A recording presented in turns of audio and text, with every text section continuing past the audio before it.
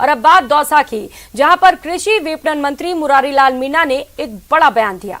मुरारीलाल मीणा ने कहा कि मंत्री ही अफसरों की एसीआर भरे तो सिस्टम सही रहता है, वे इसके पक्ष में हैं। उन्होंने कहा कई बार मंत्रियों की सचिव सुनते नहीं, ऐसे में यदि एसीआर मंत्री भरे तो सिस्टम सही रहता है। यही नहीं, मंत्री राजेंद्र गुढ़ा के बयान पर भी प्रतिक्रिया देते हुए मुरारीलाल मीणा ने कहा कि अशोक गहलोत गृह मंत्री भी हैं तो शक्ति तो उनके पास ही रहेगी। उन्होंने कहा कि राजेंद्र गुढ़ा ने जो बोला है वो सोच समझकर ही बोला होगा।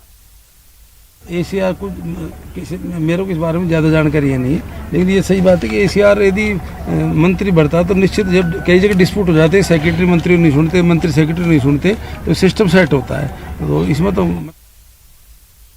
वहीं बयानबाजी करने वाले नेताओं को डोटासरा ने नसीहत दी है। उन्होंने कहा है सरकार कांग्रेस नेता और कार्यकर्ताओं की मेहनत से बनी है, कार्यकर्ताओं के अनुसार सरकार काम कर रही है, जो पार्टी के सिंबल पर जीत कर आए हैं, जिन्हें पार्टी ने मान सम्मान और पद दिया है, उन्हें बयानबाजी करते समय इन बातों का ख्याल रखना चाहिए। संगठन की शिकायत पार्टी स्तर पर कर सकते हैं, सरकार के मंत्रिमंडल में अपनी बात रखें, विधायक की कोई शिकायत हो तो मुख्यमंत्री से करें। जो लोग इस तरह से बयानबाजी कर रहे हैं वो गलत है, उनको इस बारे में सोचना चाहिए, जिसके कारण हम उस पद पर बैठे हैं कहीं उसको नुकसान न पहुंच जाए। तो डोटासरा ने ये तमाम बड़े बयान दिए हैं। जिस तरीके से लगातार बयानबाजी चल रही है उसे लेकर ये बयान उनकी ओर से सामने आए। उन्होंने कहा है कि समय किसी का गुलाम नहीं होता, पार्टी स्तर पर सब कुछ नोट हो रहा है। तो पीसीसी चीफ गोविंद सिंह डोटासरा की ओर से ये बयान सामने आए हैं और एक तरीके से इसे संदेश कह सकते हैं और चेतावनी भी। लगातार जिस तरीके से कांग्रेस में कई चीजों को लेकर इस वक्त बयानबाजी चल रही है, उसे कहीं न कहीं कांग्रेस के लिए मुसीबत बताया जा रहा है। और जो कांग्रेस के सिंबल के ऊपर चुनाव जीत करके आया है, चाहे वो मंत्री हो, चाहे वो विधायक हो या कांग्रेस का पदाधिकारी हो, उसको सबको उस कांग्रेस पार्टी जिसने उसको मान सम्मान पद दिया है उसकी गरिमा का विशेष रूप से ख्याल रखना चाहिए। और मेरा ऐसा मानना है एज ए प्रदेश कांग्रेस कमेटी के अध्यक्ष कि अगर संगठन की बात है तो प्रदेश कांग्रेस कमेटी की मीटिंग में अपनी बात करें, मंत्रिमंडल के किसी सदस्य को कोई बात कहनी है तो मंत्रिमंडल के अंदर उसको बात कहनी चाहिए, मुख्यमंत्री जी से संबंधित है तो मुख्यमंत्री जी से मिलकर कहनी चाहिए, और विधायक को कोई बात कहनी है तो सरकार से संबंधित हो तो मंत्री या मुख्यमंत्री से मिले, वरना विधायक दल की बैठक में करे। मीडिया में कोई भी व्यक्ति कोई भी बात कह करके और उस बात से अगर पार्टी को नुकसान होता है तो मैं समझता हूं कि ये ठीक नहीं है। उनको रात को जाकर के सोचना चाहिए कि हमने जो कहा, क्या हमारी कांग्रेस पार्टी जिसके कारण से हमें ये मान सम्मान मिला हुआ है, जिसके कारण से हम ओहदों पे बैठे हैं, उसको कहीं नुकसान तो नहीं हो रहा है। ये उनका नैतिक दायित्व है। अगर अपने नैतिक दायित्व नहीं निर्वहन करता है तो समय किसी का गुलाम नहीं है, समय चलेगा और समय अपने आप फैसला करता जाएगा। देखिए, निश्चित रूप से पार्टी भी ये बात नोट कर रही है, चाहे प्रदेश कांग्रेस कमेटी हो चाहे अखिल भारतीय। तो वहीं कांग्रेस में बयानबाजी को लेकर एक और बड़ी चेतावनी सामने आई है। दिल्ली से आए नेता ने एक चेतावनी दी है। गहलोत पायलट की गुटबाजी पर यह चेतावनी जारी की गई। प्रियंका गांधी के सलाहकार विभाकर शास्त्री ने यह चेतावनी जारी की है। उन्होंने कहा है पार्टी से बड़ा कोई नेता नहीं है। जो व्यक्ति अपने आप को पार्टी से बड़ा समझता है या तो वो पार्टी छोड़ दे, अन्यथा पार्टी उसे गिरा देगी। तो विभाकर शास्त्री आपको बता दें प्रियंका गांधी के सलाहकार हैं, जिन्होंने ये बड़ी चेतावनी जारी की है। पार्टी से बड़ा कोई नेता नहीं। जो व्यक्ति अपने आप को पार्टी से बड़ा समझता है वो या तो पार्टी छोड़ दे या पार्टी उसको गिरा देगी। समय की बात है, पार्टी से बड़ा कोई नेता नहीं। It's a matter of time. धन्यवाद। तो गहलोत सरकार के मंत्रियों की आपसी बयानबाजी और मुख्यमंत्री के इस पर चुप्पी पर आज नेता प्रतिपक्ष गुलाब चंद कटारिया भी भड़क उठे। सीएम गहलोत पर निशाना साधते हुए कटारिया ने कहा सीएम कुर्सी से चिपके हुए हैं, उन्हें अगर थोड़ी भी शर्म आती तो ऐसे मंत्रियों को कैबिनेट से बर्खास्त कर देते या अपनी गद्दी छोड़ देते। कटारिया ने कहा कि सरकार में छिड़े सत्ता संघर्ष को देख प्रदेश की जनता में सरकार के प्रति बेहद घृणा का माहौल बन गया है। कुर्सी सीएम की कमजोरी बन गई है और इससे लोकतंत्र का बेड़ा गर्क हो गया है। अब ये मुख्यमंत्री को अगर थोड़ी बहुत भी शर्म आती है तो या तो उनको बाहर निकालो या तुम बाहर निकलो, दोनों में से कोई एक तो बाहर निकलो। इन सब न्यूज़ों को पढ़ने के बाद हम राजनेताओं के प्रति छोटे बच्चों के मन में भी नफरत और घृणा पैदा हो रही है। कोई प्रकट कर पा रहा है नहीं पा रहा अलग बात है, चुनाव आएगा तो प्रकट करेगा, लेकिन ये डे टू डे जिस प्रकार के तमाशे चल रहे हैं, मुख्यमंत्री जी थोड़ा सा संभालो इसको। और राज से चिपके रहने का ये जो सपना बना लिया ना, इससे लोकतंत्र का बेड़ा गर्क हो जाएगा। आपका तो बिगड़ेगा नहीं बिगड़ेगा, पर अगर इस तरह के बर्ताव होने लग गए सरकारों के तो ऐसा लगेगा कि इस लोकतंत्र का क्या होगा। मुख्यमंत्री जी, आपसे मेरी प्रार्थना है कि राज से चिपके रहने के बनिस्बत डिसिप्लिन को मेंटेन करो, राजस्थान की सम्मान और गरिमा को बनाए रखो। लोकतांत्रिक सरकारें जो चुनी जाती है वो लोकतांत्रिक तरीके से अपना बिहेवियर करें। कभी महेश जी लड़ते हैं, प्रताप सिंह खाचरियावाद लड़ता है, कभी भरत सिंह जो है ना प्रमोद भैया के खिलाफ जिस प्रकार स्टेटमेंट देते हैं, कभी जो है ना प्रसादी लाल जी कुछ बोल जाते हैं, कभी वो कुछ बोल जाते हैं कि सरकारें का मजाक है, क्या हो रहा है। बाकी तो रोज केंद्र से पूछता है, रोज सवेरे उठते एक भाषण ठोक देता है कि मुझे वो नहीं मिला वो नहीं मिला। तुम्हारे सामने ये नाटक चल रहा है राजस्थान में, दिखाई नहीं देता है, इस पर भी तो मुंह खोलो। और अब बात उपचुनाव की तैयारियों को लेकर। उपचुनाव की तैयारी में बीजेपी जोरों शोरों से जुटी हुई है। बीजेपी प्रदेश कार्यालय में इसे लेकर आज एक बैठक की गई।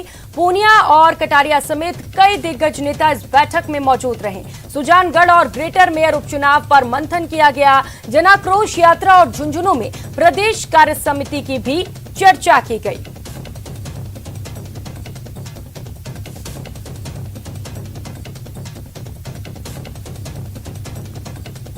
जीतेंगे चुनाव हम।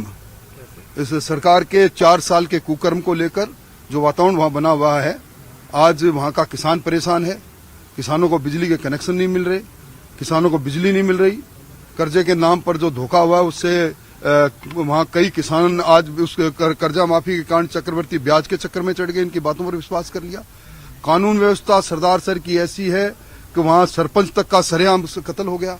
तो इन सारी बातों को लेकर निश्चित तौर पर भारतीय जनता पार्टी।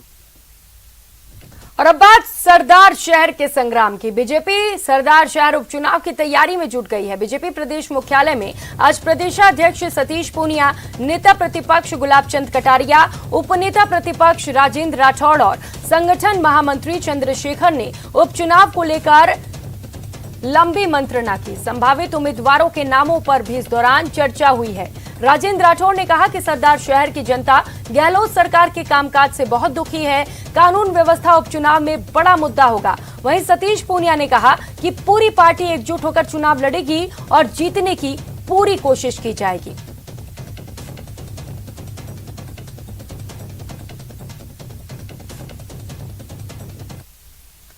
और रुक कर लेते हैं अगली खबर का। रणथंभौर नेशनल पार्क में पार्क की बाउंड्री वॉल से 500 मीटर के दायरे में वन विभाग के जरिए बेशकीमती 5.67 हेक्टेयर भूमि के लैंड यूज कन्वर्जन को मंजूरी देने का मामला सामने आया।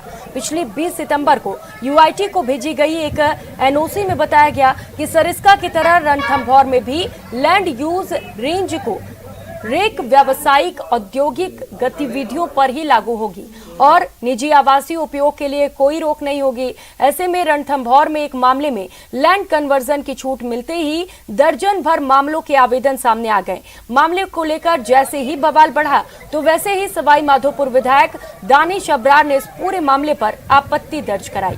मामला बढ़ता देखकर वन विभाग को लैंड कन्वर्जन की एनओसी वापस विड्रॉ करनी पड़ी।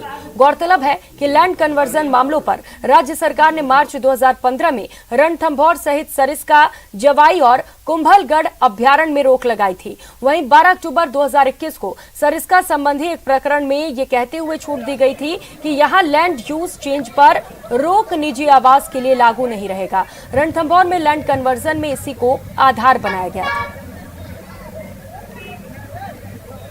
मामला कुछ नहीं है और किसी प्रकार का कोई ऑब्जेक्शन नहीं है। 20 साल पहले एक आदेश निकला था जिसके तहत रणथंभौर के 500 मीटर के अंदर किसी भी प्रकार के कन्वर्जन पे रोक लगा दी गई थी, जिसके तहत मैं समझता हूँ पिछले 20 साल में पूरी रणथंभौर से लगी हुई, आप यहीं से ले लो, रिको सवाई माधोपुर से लेकर एंडा गांव तक, कहीं पर भी 500 मीटर के अंदर किसी प्रकार का 20 साल से कोई भी कन्वर्जन नहीं हुआ। हमने चिट्ठी भेजकर ये मार्गदर्शन प्राप्त करने के लिए भेजा है पत्र कि हमें रणथंभौर के लिए उचित मार्गदर्शन प्रदान कर सकें, जिससे जो भी हमारे पास आवेदन आते हैं तो हम उनका उस तरह से निस्तारण कर सकें। और राजधानी जयपुर के नेहरू बाल उद्यान रामनिवास बाग में गंदगी अव्यवस्थाओं को लेकर हाईकोर्ट की फटकार के बाद जेडीए और नगर निगम पार्क की व्यवस्थाओं को दुरुस्त करने में जुट चुके हैं। जुटे भी तो क्यों ना जुटे, कोर्ट में व्यक्तिगत तौर पर हाजिर होकर जवाब देना है। दरअसल पार्क में अव्यवस्थाओं को लेकर हाईकोर्ट ने 11 नवंबर को व्यक्तिगत रूप से हाजिर होने के निर्देश दिए हैं। कोर्ट के डर से निगम कमिश्नर ने सीएसआई को कार्य में लापरवाही बरतने के कारण निलंबित कर दिया है। जयपुर विकास प्राधिकरण आयुक्त एक सप्ताह में 2 बार नेहरू बाल उद्यान का दौरा कर चुके हैं। हाल यह है कि हाईकोर्ट की फटकार के बाद जेडीए नगर निगम के अफसरों के हाथ पैर फूले हुए हैं। कोर्ट के डर के कारण छुट्टी के दिन भी अधिकारी शहर के पार्कों की सुध ले रहे हैं। हाईकोर्ट के फटकार के बाद में नेहरू गार्डन और जो रामनिवास बाग है उसकी शकल सूरत बदल दी गई है। आप ये देख रहे हैं पूरी तरीके से रंग रोगन यहाँ पर किया जा रहा है। जेडीए जो पार्क के मेंटेनेंस को लेकर लापरवाह था, अब वो किस गति से मेंटेनेंस कर रहा है ये आप देख सकते हैं। यहाँ पर जो फेंसिंग यहाँ पर टूट गई थी उसे रिपेयर किया जा रहा है। युद्ध स्तर के ऊपर इन दोनों पार्क्स की जो मेंटेनेंस का काम है वो चल रहा है। बड़ी बात यह है कि इनके पार्क की दुर्दशा को लेकर जब हाईकोर्ट ने फटकार लगाई उसके बाद में यहाँ पर जयपुर विकास प्राधिकरण आयुक्त जो रवि जैन खुद 2 बार एक सप्ताह के अंदर दौरा कर चुके हैं, लेकिन जो द्रव्यवती नदी है उसकी हालत देखकर आप अंदाजा लगा सकते हैं कि जो 47 किलोमीटर लंबी द्रव्यवती नदी है उसकी किस तरीके से दुर्दशा है। दुर्गंध का आलम है, अव्यवस्थाओं का आलम है। लेकिन इस पूरे प्रोजेक्ट को लेकर जयपुर विकास प्राधिकरण किसी भी तरीके की सुध नहीं ले रहा है। करीब 6 महीने से ऐसा ही दुर्गंध का आलम है।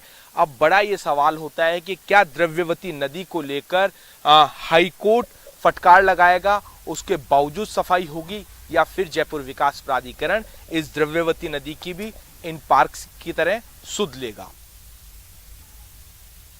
इस बुलेटिन में फिलहाल इतना ही। मुझे दीजिए इजाजत। नमस्कार।